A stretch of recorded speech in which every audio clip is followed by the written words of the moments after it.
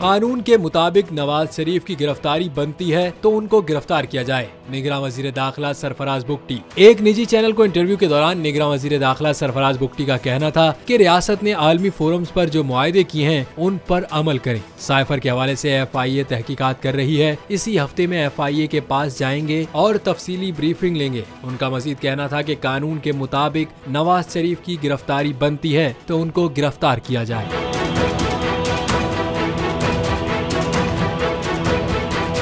Election का ऐलान करना इलेक्शन कमीशन का काम है, जिसका इख्तियार पाकिस्तान की पार्लियामेंट ने इलेक्शन कमीशन को दिया है। तमाम सूबों ने इलेक्शन कमीशन को हल्का बंदियां करने का कहा। हमारा आइन कहता है कि आबादी की बुनियाद पर सीटें रखी जाएं। इसके लिए 4 माह का टाइम है और आगे इलेक्शन के लिए 3 माह दरकार होंगे। हम 7 से 8 महीने में इलेक्शन की तरफ जा रहे होंगे। उनका कहना था कि इलेक्शन में ताखीर करने की हमारी कोई ख्वाहिश नहीं। इलेक्शन की तैयारी इलेक्शन कमीशन ने करनी है।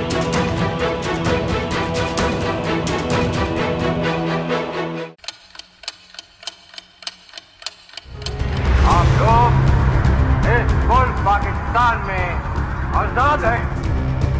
सहाफती उसूलों पर कारबंद। बोल न्यूज ने रखी रिवायत बरकरार। बोल न्यूज की जानिब से देखने वालों को यौम आजादी की बेहद मुबारकबाद। मुल्क भर से जश्न आजादी की तकरीबात बोल ने दिखाई अपनी स्क्रीन पर।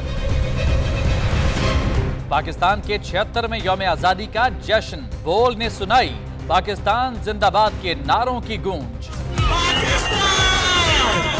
बोल की सबसे बड़ी ट्रांसमिशन में पाकिस्तान का नाम रोशन करने वालों ने दिए कौम को पैगामात। बेपनाह मुश्किलात का सामना करके इस मुल्क को हासिल किया। आजाद कौमों को बहुत सी कुर्बानियां देनी पड़ती हैं। 76 वालियों में आजादी का दिन जोश खरोश के साथ मना, क्योंकि जिंदाबाद पाकिस्तान ये है बोल की पहचान।